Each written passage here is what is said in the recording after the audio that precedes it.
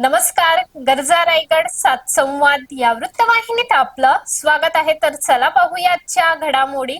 पालकमंत्री विना रायगडमध्ये तब्बल 288 कोटींचा मिळाला निधी.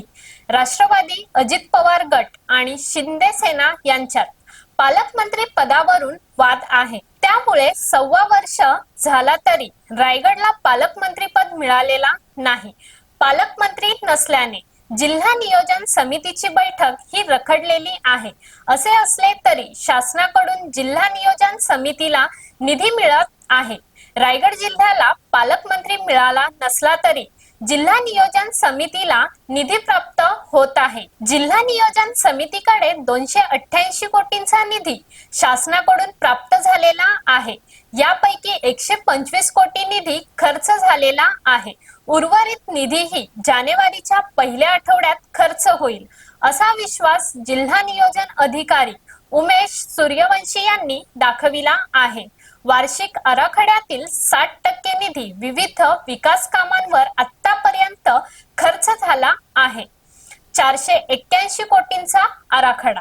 रायगड जिल्ह्याचा 2025-26 चा वार्षिक आराखडा 481 कोटींचा मंजूर झाला आहे. गेल्या वर्षाच्या तुलनेत 49 कोटींचा वाढीव निधी जिल्ह्यासाठी मंजूर करण्यात आलेला आहे. पालकमंत्री नसला तरी प्राप्त झालेला निधी हा आमदारांना मतदारसंघात विकास कामांसाठी समप्रमाणात वाटपाचा निर्णय झाला आहे.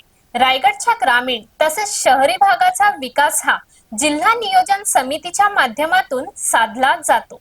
आमदार, खासदार, जिल्हा नियोजन समिती सदस्य यांनी सुचविलेल्या कामांना मंजुरी देऊन निधी वितरित होते. जिल्हा नियोजन समितीकडे शासनाने 288 कोटी निधी वितरित केला आहे. यापैकी 125 कोटी निधी खर्च झाला आहे. विविध विकास कामांचे प्रस्ताव जिल्हा नियोजन समितीकडे प्राप्त झाले आहेत. आतापर्यंत 60% निधी जिल्ह्यासाठी खर्च झाला आहे. तर अशाच अनेक ताज्या घडामोडी पाहण्यासाठी गरजा रायगड सात संवाद या वृत्तवाहिनीला सबस्क्राईब करून बेल आयकॉन वरती क्लिक करा. धन्यवाद.